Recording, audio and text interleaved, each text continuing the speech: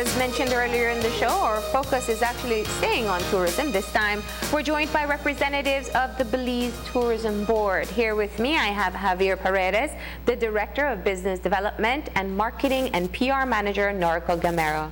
Good morning, and thank you for joining me. Now, just to be able to, of course, pick up on some of the things that are taking place on the larger scene. We know this is the high season at this time.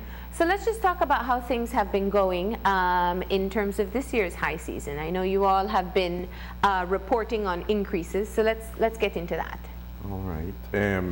Well, there's no other way to describe this year's high season than spectacular. We started from October. We've been seeing not only double digits, but in the 20s. So for October, we had 22% increase in arrivals. This is overnight arrivals. November, 33%. December, another 22%. And so far, the preliminary data that we are receiving from the airport shows that January will also be a very high arrival month. Mm-hmm.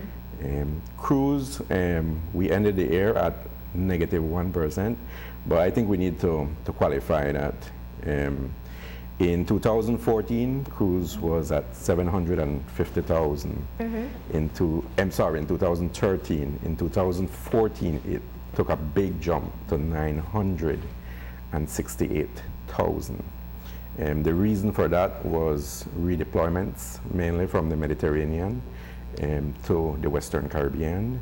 We also had our efforts in terms of networking with the cruise lines, attending industry conferences, doing presentations, and basically marketing the country. This year we saw a 1% decrease, but the good news is that we managed to sustain that increase from 750,000 to 900 and odd thousand. Mm-hmm. So that has been sustained, and for us that is really good news. Yeah. And next year we're projecting over 1 million. Now, this year, 2016. You know, I think given a lot of other issues taking place in the economy, there has been an acknowledgement as to the revenue that tourism brings into the country and how important it is. Right. So I think the focus now in looking at the quality of the experience we're offering, whether or not the sizes or the numbers of people we're attracting are manageable. What are your projections in terms of that? What is in terms of looking at the growth, as you're explaining, what do you do to prepare to ensure that the quality of the experience still remains the same? Okay, well, actually, we not only want the quality to remain the same, but we want to improve quality. So we understand that it's not only to grow incrementally, but to sustain that growth and to really continue growing from year to year to year. And that has always been our strategic plan. We don't want to be up and down. We want to be growing sustainably. And a key part of sustainable growth is quality and standards. So our push has been heavy in the quality area. This year, for example, we've brought out standards relating to scuba. We're working on standards relating to high-risk activities such as zip lining, rappelling. We're also looking at water sports activity like parasailing, standards for those. But all along we've been working on capacity building. So trainings out at the village, we have been organizing. This year we trained 50 tour guides in a Aquila program that's recognized by the cruise lines, basically, and we intend to ramp that up from year to year to year. Yeah.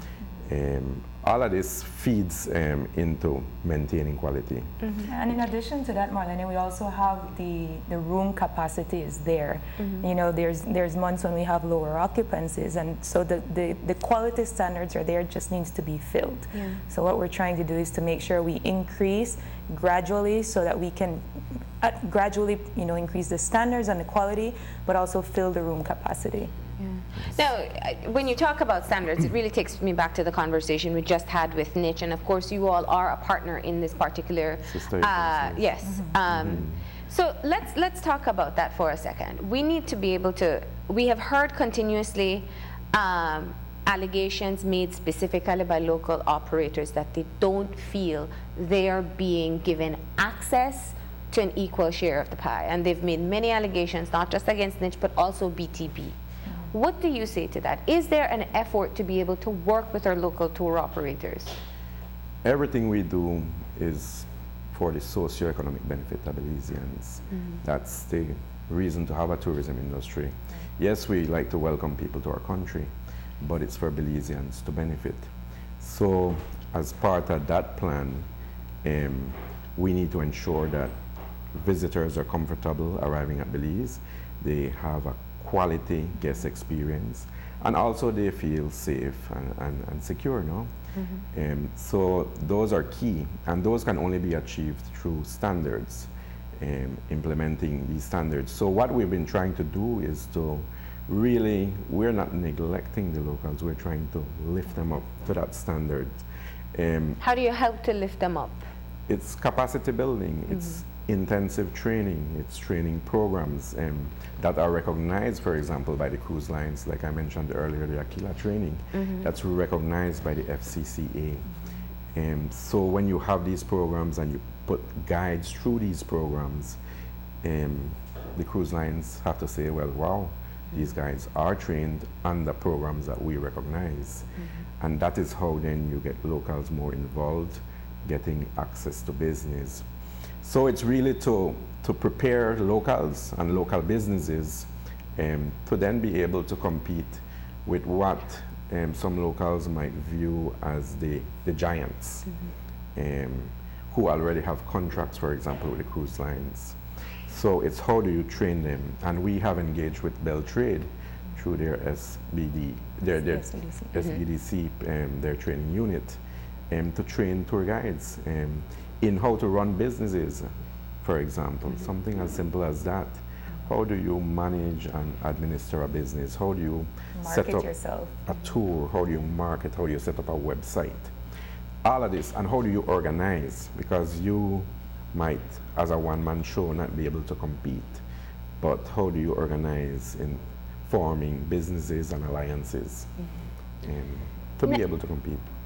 And I think going back to the issue of standards, it is obviously very clear that in order to be able to compete internationally, in order for tourists to have the best experience possible, we do have to maintain certain health and safety standards. That's understood. My question is really, is it setting a target that is unrealistic for operators who are already in business? No. Everything we do, again, is in consultation with our industry partners, because that's what a tour guide is, that's what a tour operator is, that's what a hotel is. So for example, if we're looking at the accommodation sector, for the past 3 years, we've been out there gathering baseline data, informing hoteliers that new standards will be coming in place, and we want to lift up standards to ensure quality guest experience. So this is a 3-year process.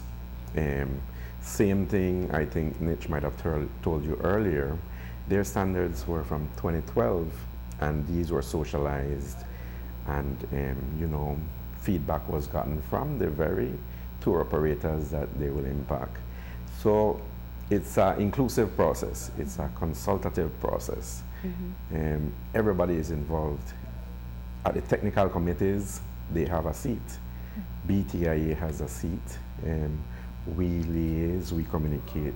Even FECTAB was, for example, consulted on what they thought. For example, the Niche standards of when they set it at 48 inches, they managed to down to 40. So we don't do things in isolation, because while we are the regulatory bodies, we are not God. We understand that we serve the Belizean people, and we have to take them into consideration. Now, in the interest of being able to maximize the time, I want to move into another issue at this point, and this is one I think that concerned all Belizeans. When we saw the murder of the tourist in Cayo. I want to ask what the response has been in terms of what you are hearing from the different stakeholders in the industry. As outsiders looking in, we see this very terrible impression of Belize being painted. We've seen in major news agencies where they're speaking about our crime statistics and why that there should be travel advisories and all these things. So let's talk about what the impact has been and what you have heard from your stakeholders. Right. When this incident happened, we immediately got into collaboration with the police department, with our press office, because of course, you know, this act garnered so much media impression because it was something that doesn't usually happen to a Belize, you know, to a traveler in Belize. Yeah. We issued a statement to our stakeholders trying to get feedback on cancellations, if they've had any potential impact immediately over the next couple of months. We provide them a statement of how they can respond to these types of travelers to reassure them that it's safe to come to Belize. We're also working with the stakeholders to develop more of a what was their response? Were they getting? They've had a couple. It's nothing that we can actually quantify at this moment. I do believe there is an impact that we will see. We usually have like a 2-month log where we'll be able to start quantifying that exact number. Yeah. What we do is to mitigate it, and so we have different procedures and strategies that we will do to implement that. But stakeholders, yeah, their concern they're very valid. There are also concerns that we know is not just of Cayo, it's across different tourism regions as well. And it's not something that, as a result of this case, we are implementing these. These are strategies that we've been working on all of the last year, and we're just like collecting these final inputs to send out kind of like a checklist that stakeholders can implement. And these are simple safety preventive measures, like you vet your staff properly. Sometimes it's something as trivial as that they might not be doing correctly. Ensuring safety tips, like for example, not having outside guests come onto the property, so that at all times you know who is on the property that are non-guests. And there's safety operations plans in place that you can have as a hotelier. You know, you collaborate with the police department, you know who to call in case of an emergency, who is the security on staff at all moments, you know, do your guests know who to report to? So some of these things our larger hoteliers would have in place, but maybe not everybody. So we're kind of creating a checklist, and this is the feedback we've been getting. And I encourage stakeholders, if you have any feedback, to send it to us, because it would just, like we said, we get these consultations to perfect the documents that we have and we can share with the stakeholders. Yeah. Do you think it's a bit of naivety on part of your stakeholders that perhaps they have not had some of these safety when you speak of, for example, not having outside guests on a compound, when you speak of some of the other points you brought up, you know, anybody who travels knows that these are essentially what you would find in most places. Well, I don't think it's naivety. I just believe it's maybe they don't know. It's certain things, like even for me, over the last couple of weeks, I've been learning a lot of safety issues that I myself don't implement, you know, and you have the experts that are there, and so we're trying to get the experts to put their input into this as well. I know we've collaborated with the police department on trying to, you know, have their input on the TPU sector for increased patrols. Resources is something that's a matter of concern. Yeah. So we look at the public-private partnerships, and a lot of our stakeholders, they do kind of give some sort of their own money into putting lightings. They put their own money into helping us put facilities for the police. A lot of resorts have, I've heard, hire security guards as a collaboration between the hotels, and that adds to the security safety. So I don't think it's a naivety, it's just a matter of maybe coordinating and collaborating more. Okay. And because the murder of Anne Sweeney wasn't the only issue that took place with, and I think that's what you were alluding to. We had incidents in San Pedro, some of the bigger tourist areas.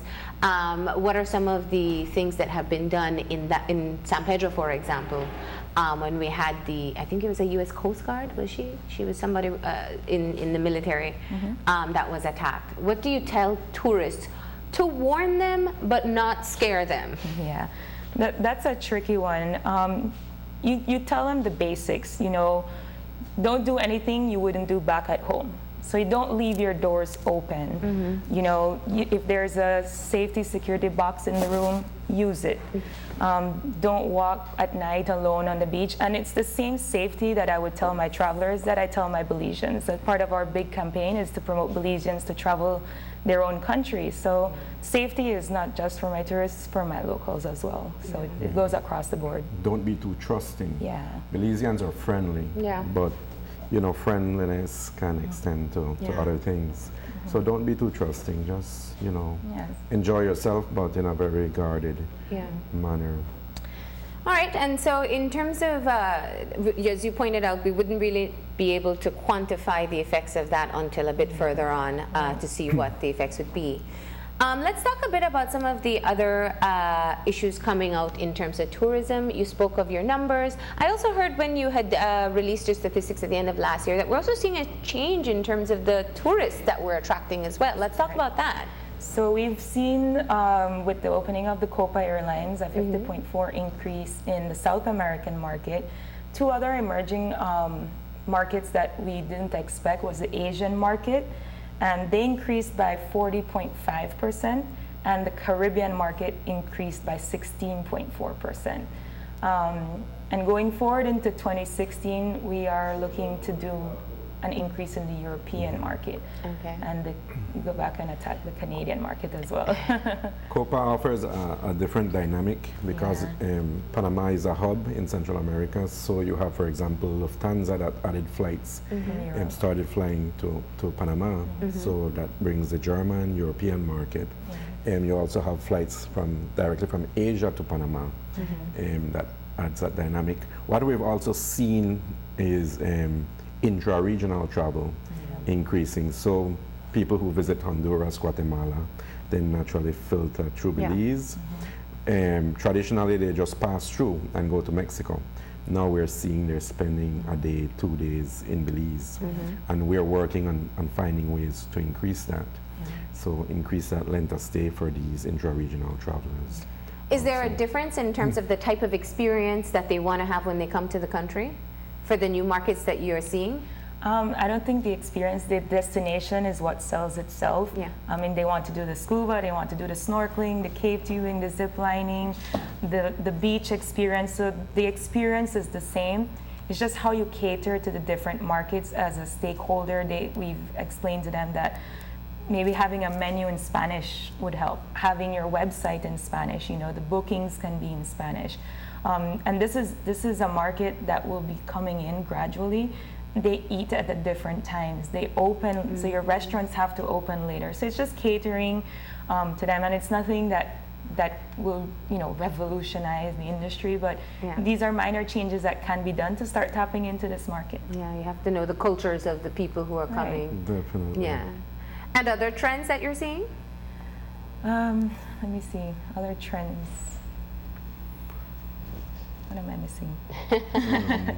Well, Americans are still our #1 target. I know marketing for this year, we're extremely excited.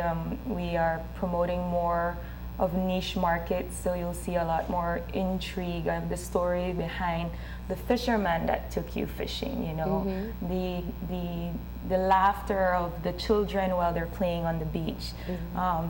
We want to capture the essence of the Belizeans that give that experience, that keep the travelers coming back for more. So we're definitely excited for 2016 and continue having the numbers gradually grow throughout the slow seasons as well. Narco, you mentioned earlier that there is a focus on getting Belizeans to travel at home. And this has been a focus for BTB, for PTIA quite a bit. Usually, it seems that the direction is getting the Belizeans to fill the gap in the slow season. Let's talk about the efforts that are taking place there. What are you doing to encourage more Belizeans to stay at home and enjoy the different experiences we have, and also encouraging stakeholders to improve the access for Belizeans? So last year we started our Belizean Traveler campaign, run from August through to December. Each month we launched a new video of a new region, just kind of showcasing what each region is highlighted.